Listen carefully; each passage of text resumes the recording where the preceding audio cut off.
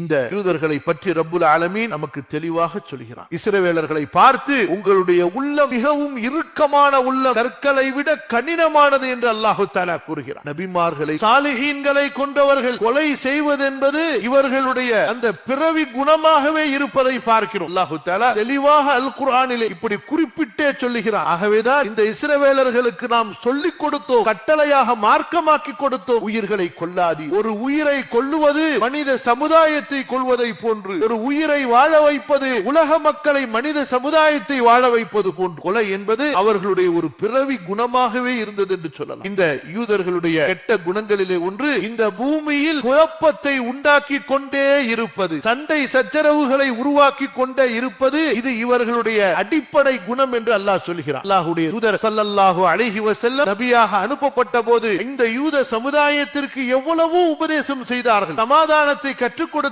வாழ்க்கையை கற்றுக் கொடுத்தார்கள், தௌராத் இன்ஜீல் உள்ள சட்டங்களை அவர்களுக்கு உபதேசம் செய்தார்கள். ஆனால் அவர்கள் ஒருபோதும் அந்த நல்ல உபதேசங்களை ஏற்றுக்கொள்ளவே இல்லை.